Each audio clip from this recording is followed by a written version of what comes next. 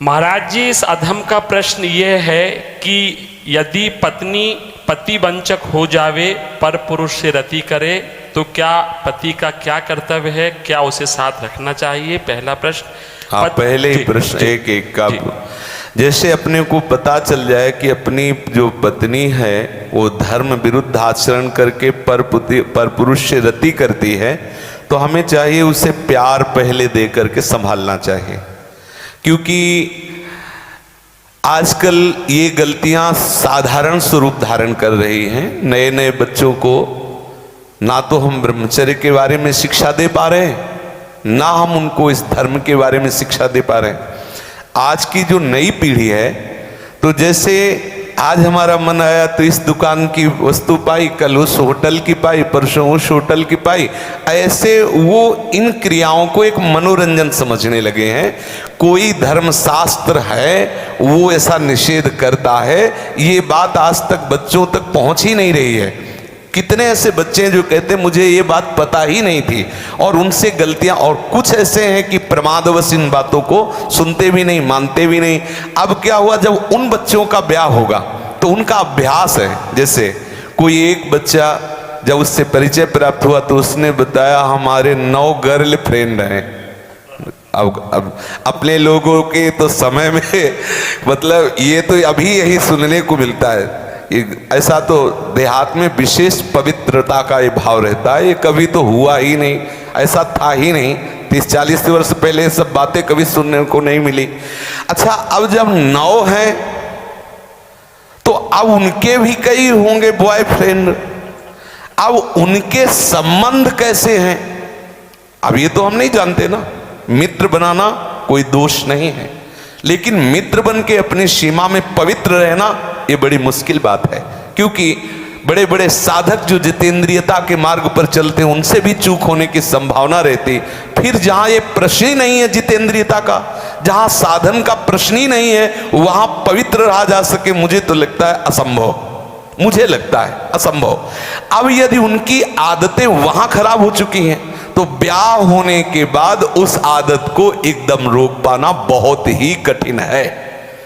उसके मन में आएगा, चाहे जितना सुंदर उसका पति हो, लेकिन वो स्वभाव है, उसने कभी मर्यादा का पालन नहीं किया, तो उससे ये गलती हो जाना स्वाभाविक है, क्योंकि नींव खराब हो चुकी है।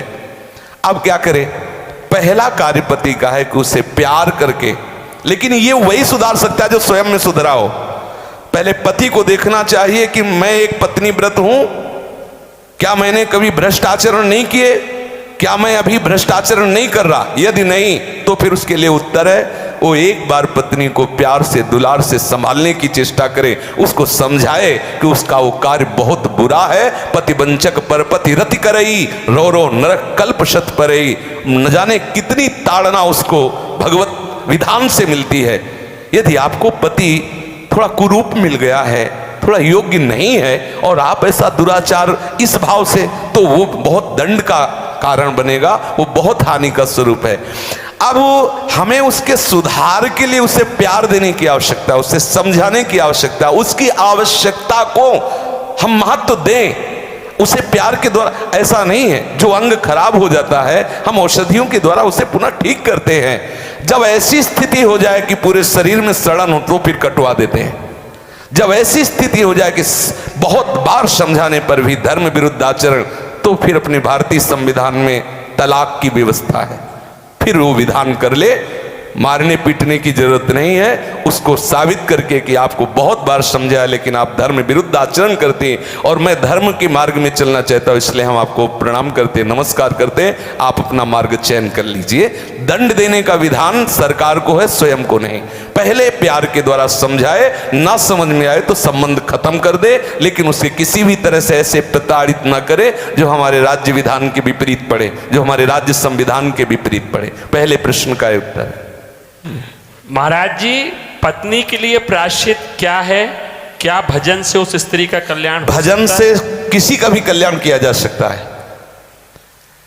अगर वो व्यभिचारिणी पत्नी है और हमारे प्यार से वो सुधरना चाहती है तो भगवान नाम का आश्रय लेकर के उससे मार्ग में बढ़ाना चाहिए। वो निश्चित भगवत प्राप्त हो जाएगी, उसका निश्चित सुधार हो जाएगा। जब वैश्याएं भगवत प्राप्त हो गई तो वो क्यों नहीं हो सकती? गलती किसी से भी हो सकती, पहले गलती देखने वाले को देखना चाहिए कि मेरे अंदर गलती है कि नहीं। यदि नहीं है तब यह प्रश्न आता है संभालने का, यदि है तो पहले आप अपने में ब्रेक लगाइए। आप चलो भ्रष्ट आचरण से और उसको बनाना चाहो पतिव्रता तो असंभव। यदि आप सत्य मार्ग से चलोगे तो आप में वो दम है, वो प्यार है, उसे समझाया जा सकता है। कितने ऐसे सद्भावना वाले हुए हैं कि संस्कारवश वैश्यालय में फंसी हुई लड़कियों को उन्होंने पत्नी स्वीकार किया और एक सदगृहस्थी की तरह जीवन उनको यापन करने का अवसर दिया। फिर वो तो पत्नी है, यदि वो स्वभावश गलती कर जाती है तो ऐसा नहीं कि आप उसको दंड दें। प्यार के द्वारा, आदत है बिगड़ गई, उसे संभाला जा सकता है, आदत से सुधार किया जा सकता है। यदि नहीं सुधरती तब त्याग का प्रश्न उठता है, फिर उसे त्याग दे देना चाहिए, दंड देने का अधिकार नहीं। कोई है कि किसी तरह भी ऐसी पत्नी को मार देना चाहिए, नहीं, ऐसा अधिकार नहीं। भारतीय संविधान में और भागवतिक संविधान में, दोनों में नहीं। त्याग कर दो, आपका संबंध नहीं बनता तो नमस्कार, आप अपने मार्ग को देखिए। हमारा आपका पाणी ग्रहण संस्कार हुआ था धर्म पूर्वक चलने के लिए। यदि आप धर्म पूर्वक नहीं चलती, आप स्वीकार करो कि आपको बहुत बार समझाने पर भी फर्क नहीं पड़ा, इसलिए आप अपना मार्ग चयन कर लीजिए। ऐसा चलना चाहिए। और उद्धार तो अपिचेत दुराचारो भजते मां मनन निभाग, जिसने ये निश्चय कर लिया अवलो निशानी अपना, आज से ही वो परम पवित्र है। आज से अभी साधुरे संबंधव्या सम्यक व्यवसिता, ऐसा गलती होती रही, स्वभावश गलती, आज से अब नहीं करूं। उसी समय से वो महात्मा है, वो पवित्र है, भगवत शरणागत है, इसलिए उसको आदर देना चाहे। कल ये पापी था, ऐसी बात ध्यान करके हम उसका कभी अनादर न करें। कल भूल से उससे गलती हो गई, आज उसने निश्चय कर लिया अब नहीं करूंगा, उसे भरपूर प्यार। मुझे तो लगता है प्यार से पशु को अधीन किया जा सकता है तो स्त्री को क्यों नहीं अधीन किया जा सकता।